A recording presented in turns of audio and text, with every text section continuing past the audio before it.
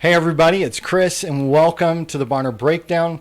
Today I wanted to start off with the good report, and we're here with Andrea Marcoccio from Matchwood Brewing and Bonner County Economic Development Corporation. Yeah. And with the good report, we're always looking for what are the good things that are happening in the community, what are the things that are worthy of telling the story about. And so often we will have a 2-sentence kudos in the Daily Bee, but we don't necessarily hear the whole story of stuff that's going on. And Andrea, you were sharing with me a little bit earlier about something that you guys are doing at Matchwood that you do, which I think is great, and it's totally a great idea and something that I think is worthy of a good report. Cool. So tell us a little bit about your tree.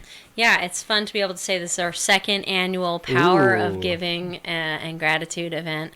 And what that means is on the eve of Thanksgiving, Kendon, my husband, and I just went and cut down a few trees on his family's property. Okay. We'll put those up in the next 24 hours. On Wednesday at 5 p.m. until we close, we'll welcome the community in to kind of celebrate this season of gratitude. Right, yeah. We'll have live music from the Powers. So Wednesday, the day before Thanksgiving. Yeah. Awesome. The biggest party day of the year, as I once read. What? Everyone's home, with their families looking for something to do before they fill up on their turkeys. Oh, that's awesome.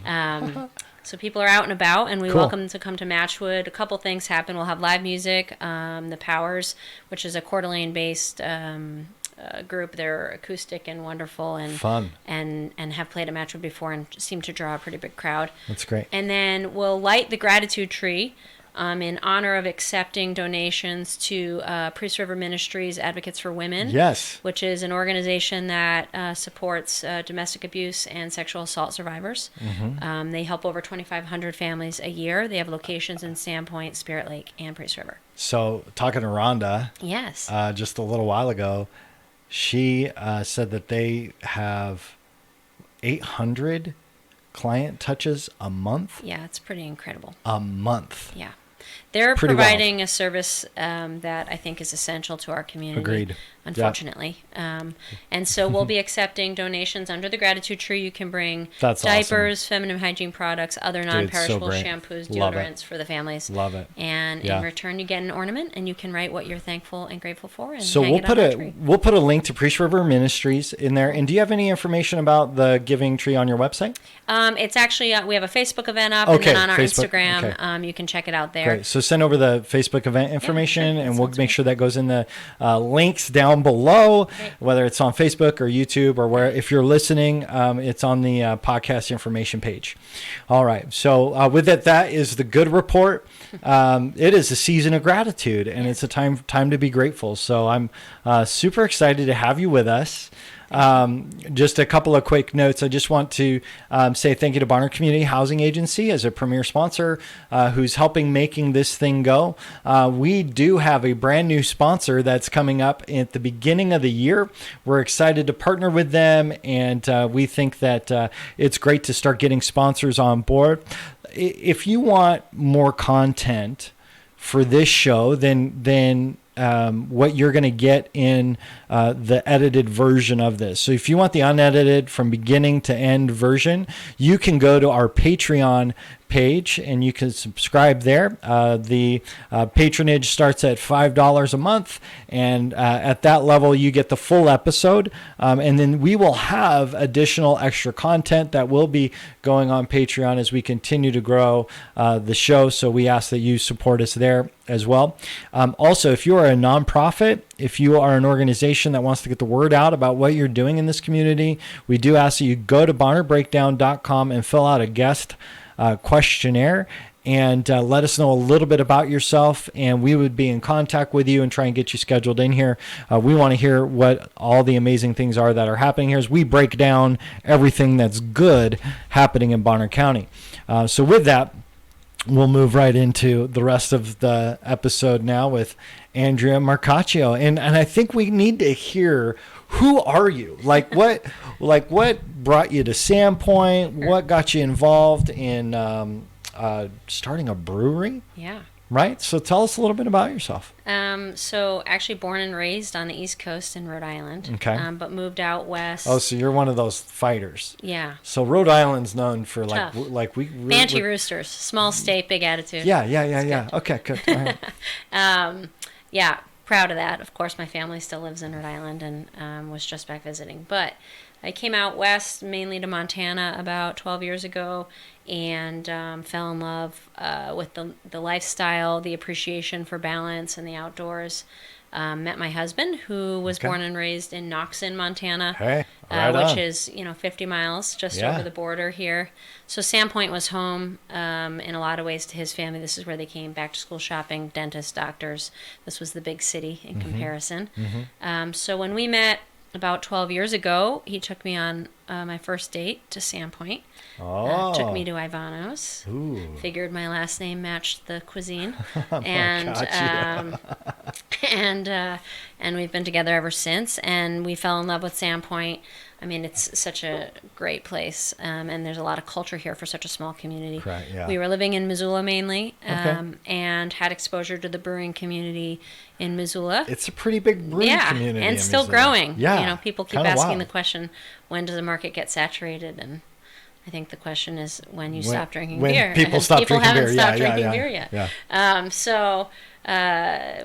Long story short is we evaluated Sandpoint as a place to open our business without thinking first about getting some commercial experience. So we actually trained under a husband and wife duo at what is a community-centered nonprofit style. They're not actually a nonprofit, but they run their business like a nonprofit, where they give a majority of their proceeds back to the community.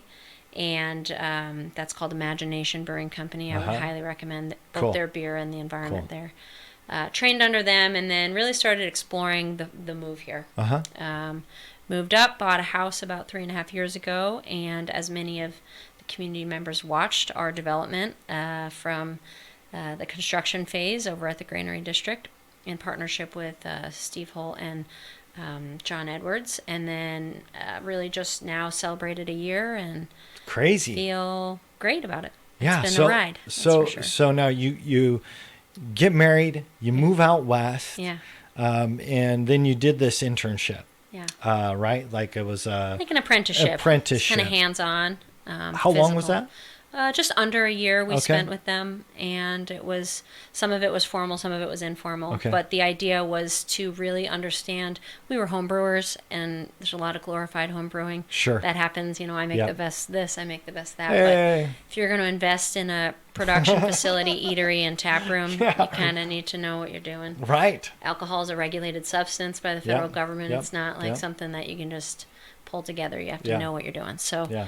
wanted to take that seriously and also add value to the market and That's make good. sure that we were differentiating ourselves from other people. Good.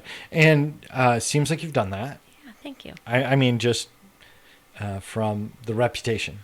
And Thank you. I was really impressed with the build and the remodel of the space. Yeah. There's been a lot of different plans of a lot of different things going into that space. Yes. Over the years. Very elaborate youth centers and ice skating rinks. And I mean, just like the scope, the location that it's in is amazing. Yeah, center in of Sandpoint. Yep. Yeah. And just looking at all the different options. As you came into town and you began thinking, okay, we're going to start a brewery. You guys had it in your heart. You had it in your mind to do that. How are you able to go from, I got a great idea and we've got some experience to, we can pull this off and be a success so far, right? Sure. Be successful. What was that process like? Especially moving into a town that you're not familiar with, you're not actually from, Sure. moving in here and going, okay, we're going to locate place. And tell me a little bit about how'd you figure all that out? Well, we weren't able to find a home right away, and so we actually started to experience the town through like sitting down in establishments and introducing ourselves to everyone from the beer tender at Idaho Port Authority, to the Economic Development Corporation. Right. And Yeah. so my background is community outreach and civic engagement organization. And I really just made a list of key players and influencers in the community and put on listening ears, floated kind of the elevator pitch of what our vision was, and spent, it was almost 6 months just listening to people's feedback, whether it was good, bad, indifferent, concern, etc. That's so good. Yeah, it was really, and obviously we're friends with most of those people now who are now patrons of ours, but in that moment it was really important to make sure that the community was aligned with what we were doing and figure out a way to introduce ourselves thoughtfully. And that proved to be fruitful. So what did you find unique about Sandpoint when you came here? Well, we looked at a few other towns to give ourselves some market comparisons. We had some personal values that we wanted to make sure were a part of our life, which was living by mountains, sunshine, and water. That was actually in our vows. Which Sandpoint meets most of the time. The sunshine can be a little scarce in the in the winter, but so that we really wanted to be a place that identified who we wanted to be as people, and then find a community that matched. So, I mean, the amount of activity in this town, whether it be cultural and arts driven, to the quantity of nonprofits who are advocating for the things they believe in. Come on, it's pretty amazing. It's an active place, and that aligns with what our brewery mission is as well. Cool. So you found out that there was a lot of things about Sandpoint that you really liked. Yes. Listening to the community for 6 months, what were some things that stood out to you? Gosh, that's a long time ago, but I think similar to things we hear today, which is how are you going to participate in the community? How are you going to be different than the other businesses that already exist? What do we want to know about your product and why is it different? So what are you going to do that somebody else isn't already doing? Sure. Is such an interesting question. Yeah. Because I think it comes out of a little bit of a mindset of that there's a limited pie. Sure. Right? And I think it's a concept, right? That there's a limited amount of money here that people have access to. And if you're taking money from some other business and, maybe a local company that's been here for years, and I think there's a little protectionism, which is understandable. Yeah. But of course now, we'll get into the economic development side of things. But I think in economics, you realize that the pie is expanding. Yeah, it's growing. It is. This is not a limited. It's not a limited thing. Make it grow too. You can make it grow. Yeah. Right. And so I just when you mentioned that, like, oh, what are you gonna do? That's not, like as far as, and I could, I can hear it. Yeah. Because I have that conversation dealing with the housing side of things. For sure. I just thought that was and I think the best part is to take that question and see it as an asset instead of as fear. Totally. Where people are saying this is a place we care about. We care about everyone who has a business here.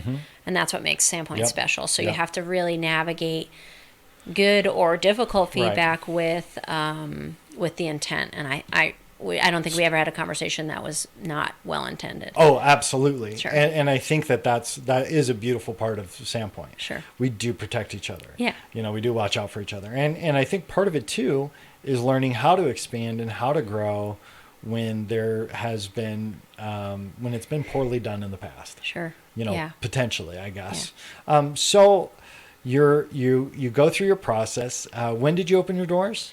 October 20th, 2018. And congratulations. Yeah, just a year now. It was fun going in there and touring the building, going, wow, this is a great space. You really uniquely utilize the space. So tell us a little bit about some of the unique features of your space there.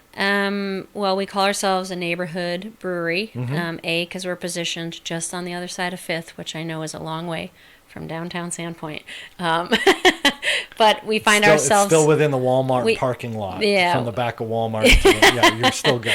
Yeah. We definitely are happy to be where we are. We aligned ourselves next to a great community-centered business like Evans Brothers, and that was intentional. Yeah, good. So we want to create an environment where people can gather, discuss, and create. And we believe beer is a good catalyst for those things. Absolutely. And that beer is a tool to create community. And so whether you're the next startup business who's sitting down with the Economic Development Corporation or someone else, that you're doing it in an environment that feels comfortable. Okay. That you can have a high quality product, that you can see the product being made, and smell it and feel it and then taste it. Yeah. On top of being kind of our location being a key element, we have a community room and kind of a large event space with lots of different options. We've hosted everything from fun runs and bike races all the way down to birthday parties and wedding receptions. Had the mayor's wedding reception. And so really just making it what the community needs it to be and try to stay open to that. That's cool. Which is really fun. Yeah, that's great. That's great. Okay, so part of the process that you had to go through was getting the funding for this building. Yes. And getting funding to get to that next level. Sure. And I think this is where BCEDC comes in. Sure. Correct? So tell us a little bit about that process and your introduction to the Economic Development Corporation. Yeah, so at the time, Paul Cushy was the executive director. And Paul had this kind of amazing personal and professional experience in the food industry through Lighthouse Foods. And he had, it's easy to think of Matchwood as a restaurant or a tap room, but we are a production facility. We have state-of-the-art equipment. We manufacture a product. We follow health and safety guidelines. Of course, that is behind the scenes a lot of the days when people show up and have a great beer and a mac and cheese bite. Yeah. And so he was able to help us on the logistical side, thinking through every little detail to how we were going to install a chiller all the way down to helping us really think through the resources we needed to identify in order to do that. Okay. And what size and how to scale.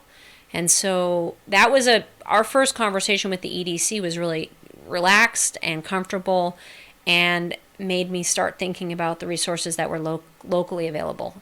Who could I go and meet with next that maybe has tried something similar and did well or didn't?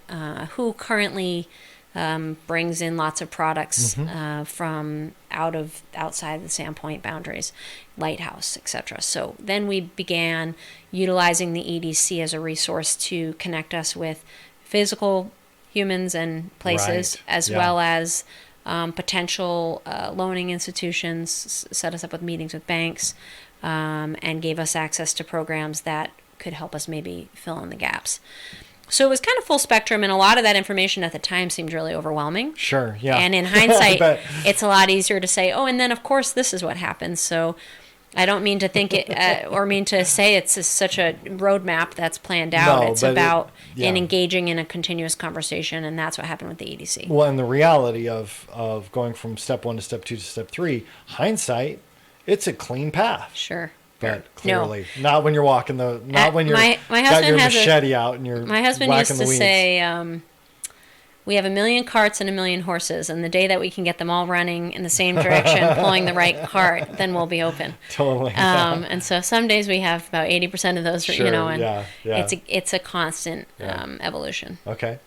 When you're looking at the process of getting that place opened and the big push, it takes a lot of inertia to get a rocket off the ground. Sure. And I think it's the same with launching businesses. I do some business consulting, and it's always like, no, actually, you've got to, the investment is going to cost a lot on all the levels. Yeah. Right? It's not just it's not just money. It's not just time. It's all of it. Yeah. So you get up and running, and then you decide at some point to dive in a little deeper with the Economic Development Corporation. So what was that process like? Well, Paul was attempting his third retirement. Third. I know. I had the conversation with him before the Economic Summit last year. That's right. Yeah. And so just a little background on the Economic Development Corporation. So it's a 501c6 nonprofit organization funded by local business leaders and organizations and companies that believe that the community collectively can help prosper our economy by pushing it forward and participating in both the challenging and opportunity discussions. Okay. So the board of directors at that time were entertaining replacing Paul because of his retirement. I had just gone through the A to Z process alongside the EDC through opening Matchwood. With Paul. Yep. So I think I had gained some trust with the folks who really kind of run the organization. And my background is nonprofit management, fundraising, community development, and as a new startup business, owner, I think I had this kind of like good balance of all of those attributes that can help, push forward. So they opened the application process, and I went through an interview process. Awesome. And then, within a month of opening, Matchwood was also named ED of the Economic Development Corporation, in which many people still believe that I have something wrong with me for accepting both of those roles. Why not? But my family always says, if you want something done, ask the busy people. So I'm proud to be on the list of busy people. Boy, ain't that the truth. Wow. That's a good, I like that phrase. Yeah. Not really, because I'm always busy. So you took on the executive director position. Yep. And as executive director at the Economic Development Corporation, what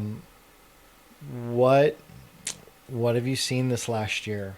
When you've as the director, was there anything that really needed to change, or was it just kind of furthering the mission? A couple of things, I think. Even through my own experience of meeting the EDC, it's a small organization. Yeah. It's board volunteer run with one staff member. And so there's an unlimited amount of things that we could do as an economic development corporation. Yeah. And so one of the things that I was really excited to do was really hone in on what can we get done, and then how do we further communicate that to the community so that they know what we do and that we do that well. And then, of course, it's a challenge, grow man. from there. What a challenge. Yeah. So I mean, just the pinning it back. Sure. Like, okay, we've got 1,000 things that we can do. Sure. What are we going to choose to do? How was that process with the board? It was great. One of the things that came out of that discussion was expanding strategic partnerships. Okay. And so, as a small organization, we wanted to expand our membership and make sure that we were representing small to large and everything in between businesses in our process and hearing their feedback, which we've done, and I can talk a little bit about that. Sure. But then, two, understanding that we aren't the experts in all things and not being embarrassed or shy about that, but Sure. embracing it and Yeah. then welcoming in the voices and people Okay. who are. Yeah. That's good. So one thing that we continue to do and just had was our Economic Development Summit, Yeah. where we bring in experts, from housing, like Yeah. yourself and Yeah. others, from across what is a really human resource heavy county. I mean, if you look at Pretty crazy. the people who were at this summit, Yeah. our agenda is still available online. From Well, Mark in fact, Brinkmeyer way to more than the agenda is Yeah. available online. Sure, yeah, all of the recordings. All of the recordings of the entire summit. That's right. Plus transcripts. That's right. I was like, whoa, there's transcripts up? Yeah. So I get a call from the gal that's doing the transcripts, and she's Yeah. like, okay, just here's something that you said that made me chuckle. I was like, okay, that's great. Yeah. But I think that just as a resource Yeah. for the community. So name the website. It's BonnerCountyEDC.com, and there's just a tab on there called 2019 Summit, and So you can, if you weren't able to attend, then you can check it out. I highly recommend anybody who wasn't there, Yeah. if you're interested in what the educational development, vocational development stuff, housing. We had great keynote speakers on the economy, Idaho Forest Group. So I think that if you've got any of these things that you were like, hey, I'm kind of interested, go check it out. It was really good. They're great, and you can, fast forward and go through it and look Right. for someone at your specifics. at your own pace. Anyways, That's awesome. Long So- story short is the idea is to build a more robust group of people who are one degree, in our inner circle, who we can lean on when a question arises. So, nice thing about Bonner County is we have a diverse set of industries that make up our economy. Yeah, we do. So from healthcare to manufacturing, technology to timber, we are really healthy because of that and have survived difficult economic times because of that, which also means we have lots of problems that sometimes are unique. So if I pretended that I could answer every question that every business in town had, I wouldn't be sitting here. I'd be doing something different. And the reality is we have a ton of great minds around. Yeah. So I see myself as the connector Okay. to listen, identify when we don't have someone find out who is that person, or if there are resources, programs, etc. available. And that's proven to be really nice. So we started with strategic partnership meetings in early 2019. We reached out to every municipality. We reached out to employers who weren't represented at the table. Right. We discussed how to expand our membership and really hit kind of this full spectrum, kind of like listening year and engagement year, where we then were able to put on a summit that reflected what we heard. That's great. Yeah. That's great. As the executive director, you had a couple challenges coming in of narrowing focus and then developing how you're going to get really good at building these strategic partnerships and doing this stuff. How's it going? It's going great. So I think there's kind of 4 main buckets of work that you can identify as economic development really simply in kind of layman's terms. Yeah. One is supporting new startup businesses who are eager to locate their business in Bonner County, and I want to be really clear that we represent everywhere from Priest River, to Clark Fork. Yeah. And so I think it's important to say it's, beyond the Sandpoint Yeah. bubble. And that's important because growth numbers are different if you include the whole county. Housing challenges are different if you go outside of the city center. Totally. And we want to make sure that we're representing all of those communities. Ultimately, if you're going to start a business here, we want to be able to point you to resources, whether that means non-traditional lending institutions like Panhandle Area Council or MoFi, connecting you with other entrepreneurs who have been through the gamut and can help and serve as so helpful personal resource. That's great. So that's one bucket. The second is scaling and expanding current businesses. And that's a main area that we're really focusing on. Okay. And that's cool. It's really neat because we have a lot of great businesses who currently exist. Yeah. It doesn't mean it comes at the cost of attraction, which is another bucket of trying to get new businesses to come here or relocate here. But that scaling and expansion of our current economic, driven-minded people, business leaders who are struggling or on the verge of growing, that's really our bread and butter right now. It seems like that would be the safest arena to develop. It's the biggest arena, really. Okay. So the state came and did a presentation, and they gave a statistic, which I think is an Idaho statistic, not maybe specific to Bonner County, but 80% of economic development for them is scaling and retaining. Wow. And so the importance of current businesses being able to thrive and get through challenges. Okay. And so that is why expanding our membership matters, because these are active people in the community who are able to show up and share that information. That's awesome. Yeah. That's awesome. What's been your biggest challenge so far as the executive director of the EDC? Just getting personal with you, Well, I think it's a challenging job because every job is hard if you're doing important work. I would say maybe the kind of common response to big ideas, which can be a little bit of fear, and that's not how we've always done it. Okay. The EDC isn't going to be the mechanism that introduces an idea and runs with it. We're going to listen to the business community. Okay. And if there's opposition to those things, we're going to respond and be thoughtful. But I think it would be good for us to imagine the outcome of responsible, thoughtful growth. Yes. Being in our control if we work together versus shutting it out. And I think the reality is that this area is growing. Idaho is the fastest growing state in the nation. Yep. Sandpoint specifically is the 7th fastest growing micropolitan in the country. Yeah. And so it's easy to say, keep these people away and let the growth stall. Yeah. Or how do we direct it in a way that does reflect our values and our rural integrity? So when we talk about growth and you look at the role of the businesses as it pertains to the growth in the community, what are some benchmarks or some things that you look for when you're looking at a business taking that next step? Sure. So this is a business that wants to go to the next level, but it's got to kind of fit some parameters. Sure. Can you lay that out a little bit better? I think that was maybe a little muddled question, but sure.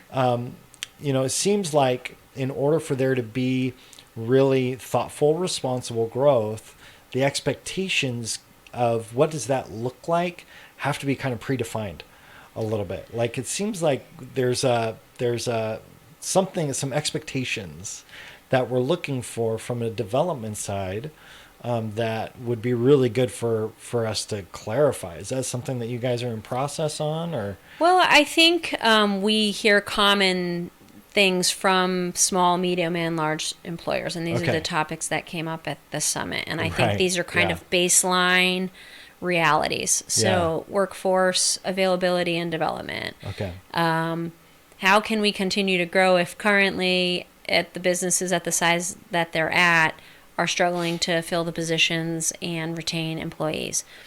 Well, the reality is that there's a little bit of faith you have to take and risk you have to take as a business owner to push through that. I was just listening to Charles Manning at Coachella speak at a meeting, and there's a little bit of reality that we have some gaps and we have to collectively solve those. So I think identifying workforce development is been done.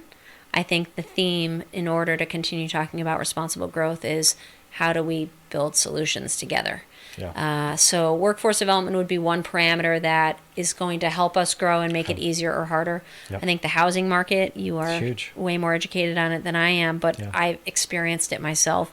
Our employees are experiencing it every day. Our community members and neighbors are. Well, I'd love to dive into that a little bit. The reason why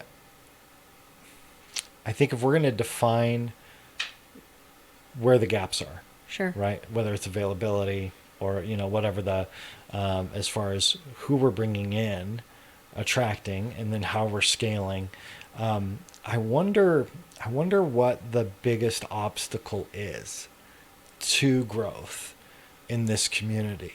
Do you think it's a mindset, or do you think it's a some physical boundaries? Like, is there, because it seems like, okay, we want to grow, we want to get there, but it seems like we hit bumps consistently, almost like there's a little invisible barrier to going to a certain level in the community. Do you see that? I don't think there's one answer to that question. I don't think it is one. And you actually just laid out several. Yeah, and I also believe that we are growing even when we are hitting bumps.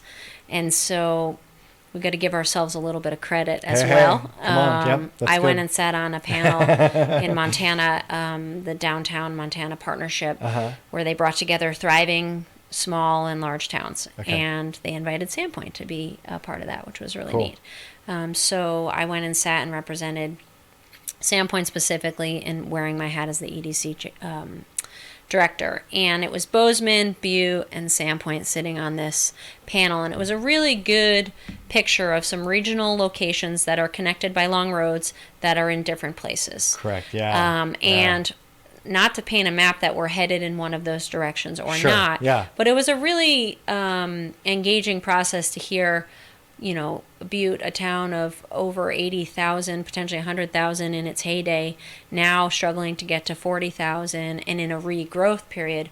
Bozeman, the opposite, it's never been this large and basically can't get ahead of the growth. And us kind of still sitting as this small but aspiring growing community. So there's a lot of lessons to be learned in the region, and good and bad. There's plenty of places we don't want to mimic what they've done. And I think that's really valuable. Instead of saying we have to solve all these problems or know them from the inside, it's to look outside and learn a little bit. No, that's such a great answer, because I do think that we have to be able to be a little bit critical in the sense of really picking it apart. Like, what are the things that are preventing growth? What are the things that are helping growth? What are, and I think that's part of what the role of the Economic Development Corporation probably is. Yeah, for sure. And if we gain the trust of business leaders for them to be able to be vulnerable and share their challenges, then we can connect the dots when they're commonalities. Which is why I named those two. The two topics, housing and workforce development, are for sure the two common things we hear if you have 2 employees or if you have 200 employees. The same things are being discussed. That's amazing. And That's that means we're unified in understanding our challenge. Right. Which is step one. We know what the issue is. So I think, at the summit, which I highly encourage you to go and watch the videos, the concept that we tried to push this year is current action and solutions that people are trying, even if they're imperfect. I really appreciated that. Thank you. And I will say that I was shocked to see Todd Prescott there. Okay. And I know that he's on the board. Yes, he is. Of the EDC. But for years, it was like he'd develop him, nobody would ever see him. And so it's really good to see him out there, and it was great having some conversations with him. Great. Because I think that he holds one of the big keys to unlocking the workforce housing in the area, not in the sense of just the bottom end in the low incomes, but he has a full range of incomes that he houses at the different projects he works with, which is what we need. It's a full spectrum challenge. It's, if you're an executive at business here and you're getting paid a really good wage, you're still running into market issues. Correct. They're not the same issues as someone who maybe needs financial support to get into housing. But the reality is we're all looking for, as Mark Brinkmeyer put it, shelter. And I think that's something that we can all agree on, that everybody deserves a place to live and have that not be the reason they can't afford to do anything regardless of their else. circumstances. Totally. So when we talk about housing, specifically, what are some of the, we're touching on this in that we need a broad scope.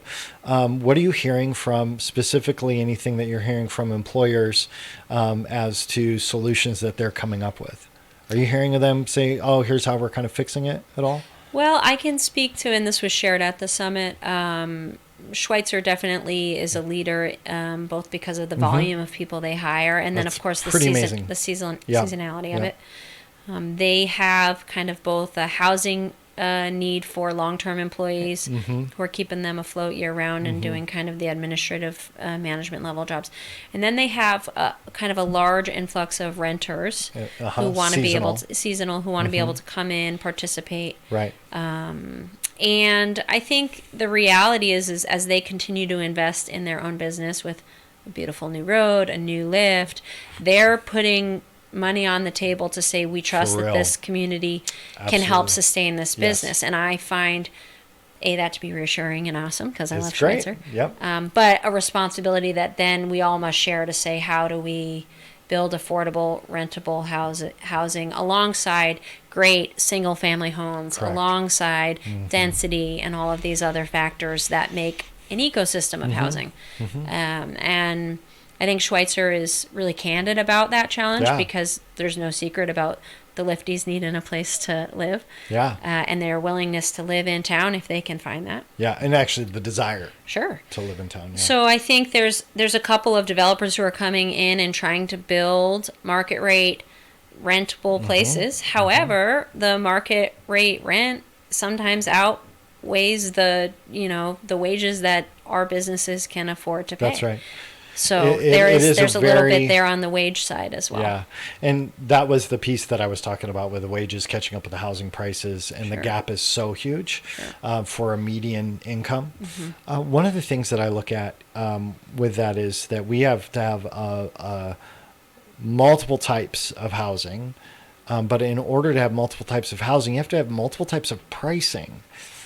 And I think that we're moving into a place where even the different types of housing are all getting the same pricing, unless it's a subsidized form. It used to be like in a market where a 2-bedroom would be a lot less than a 3. Well, now they're fairly comparable. So we're losing the gaps between.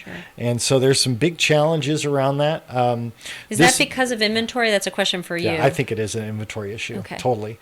I think that if we had a developer come in, let's just total hypothetical. This is not happening. I don't have any news. Sure. I'm not breaking news news. here.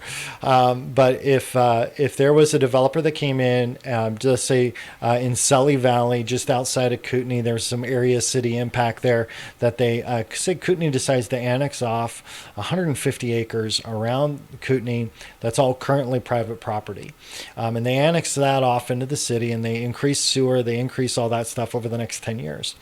Well, all of those, any development that went into that area city impact would, or that gets annexed, all of that would be overpriced by the time it's built. So in order to actually see a change, if there was a development now, say that took 40 acres, that was close to a town in the area city impact, and they were able to invest and get infrastructure and roads in. That's the biggest challenge. Sure. Really, is getting water, sewer, the roads, and all of that stuff to it. And they say they built 100 units out, duplexes, or anything like that. This kind of like little thing there. If a huge chunk of inventory came on the market, the prices would be suppressed for a season. They'd come down for a season. Right. But then they'd start climbing again. Sure. Why? Because we're growing. Well, and so we don't have it's the market, right? It's the market. We Yeah. don't have enough building happening. Mm-hmm. Like, we've got a lot of building for people who are here old time. Like, they're like, oh my gosh, like the building permits are a lot, and it's like it's still not matching our growth. Mm-hmm. And so if we increase the inventory to match the growth, we'd have a price suppression that would probably last 3 or 4 years. But then, because of where we live, there's always upward pressure. Sure. We'll never get around that. Right. So I think it is an inventory. I think it's a planning issue. That's why I'm excited for some of the, the county doing some planning, working on their plan. The city's working on their long-term plans of Sandpoint, because at this point, if we don't do something, we will have either extreme subsidized housing or no housing available for people who want to live and work here. I think we're on a precipice that I don't think we can fully grasp yet. Well, and it's interesting you say, it's like, if we don't do this, one of the things that part of the reason I am in my role is because I want to be a part of the we that helps the solution. Well, and I think that the employers have a key role to play in the housing crisis. Well, and I think that's in a good way. If you can take an issue or a challenge that's facing our community at large, and then pinpoint to what the EDC can do to help. One, we can combine the voices of employers and business owners, listen to them, and be able, because they are major influencers, they drive the resources that end up in the pockets of other business owners, and in mortgages and all these other payments. Yeah. That if we can take that group and get them aligned to move forward together, then we'll be in a better place as a community. So we're surveying employers. We ask employers to let us know, because, and I'll send it over to you, because we're looking to get feedback from the employers, from the employees. Yeah. So we have a Survey Monkey that we send out to the employers, and they can send out to all their people, and we customize it to the business. Awesome. So they can ask even some of their own personalized business questions that they want to ask their employees, and that way they can get full feedback on where are their employees at, and see it on a graph, see it on a chart, because it makes it much easier to comprehend what the needs are. Yeah. When you go, 70% of our people don't think they can afford to live here. Gulp. It's not anecdotal anymore. Sure. And I think we're trying to help that process. Quantitative data. Yeah, straight from the mouths of the employees. Yep. That'd be great to share. I'll get that over to you. Be good. We just launched a new website, and it's in a foundational place where we can build and become a resource driver. And so a strategic partnership with Giddy up. housing agency is great, because I think that if you have tools that you guys are spending resources and dollars on that are beneficial, we don't need to do that. We can just share yours. So. Well, and we are now officially members. Oh, I saw that. Thank you. You're welcome. You're welcome. So you were doing a little bit of membership drive. Yeah, so we changed the model a little bit, and this was based on feedback, both from current board of directors who were trying to help us build our membership and found kind of a bulk at a $500 membership seemed extensive for small and medium-sized businesses. And I agree. I think about that wearing my Matchwood hat, and those dollars are either wages for your employees or putting into your product or for a membership. And so we wanted to provide and clearly define what service we deliver, right, and make the threshold a little bit lower. So our annual memberships for a small and medium business are $149 a year, and that gives you access to 2 events that we're going to be planning, plus you would renew right before the summit. Okay. So that would be how it goes. We're going to try to have renewal period be right before the summit. Next fall. And these new kind of networking, communication style education events are something we used to do and got away from, and we're going to kind of bring them back and try to be a bit specific about their value and maybe bring in a guest speaker from out of our community. That'd be great. So those are some things we'll be offering. You can become a member online. At the summit, we turned 30% of our attendees into members, which was great. And you were looking for 10. Yeah, we did more than that. So hey, that's awesome. Good job. Thank you so much. What's been your biggest victory so far with BCEDC? I mean, I can name a really great recent victory. Which is, and we won't take credit for this, but participation and partnership in the sale of Quest to an amazing company, Daher, a French based company. They are a 156-year-old company. Wow. They are the oldest still manufacturing airplane manufacturer in the world. Wow. They, in concert with Quest, acquired the Kodiak. It's been in the news a little bit. Their executive team just finished almost a week-long visit here. And I can't express enough how committed to Sandpoint they told us they were. Wow. The potential for new high-paying jobs that they could bring to our entire county, not just Sandpoint. And then, of course, the chain reaction to having such a major company come to our area. And people say, well, why Sandpoint? Well, they're based in a tiny little town in France, smaller than Sandpoint, and they find value in a tight-knit community that works really hard. That's great. And so it's a huge win, and Quest and the owners there and the executive team there deserve all the credit for creating such an amazing company. They will continue to employ the people who work at Quest now and are going to grow. And that means great things for our county. That's amazing. That's great. Good. Well, as we kind of wrap up our time a little bit, do you have any thoughts on this next year, 2020, growth in Bonner County? Obviously, we'll have some plans coming through with the county and the city with their comprehensive plans in the works. So what are some things that you're kind of seeing on the horizon that we should be aware of? From a housing standpoint, I think the city's really committed to addressing some zoning and fee structure challenges that we're running into. To increase density, and I think that's a really smart play. Yeah, I think they're trying to be creative with that. Sure. To maintain at least the conversations that I've had. I've been in all the planning meetings, so I think they're doing a good job with that.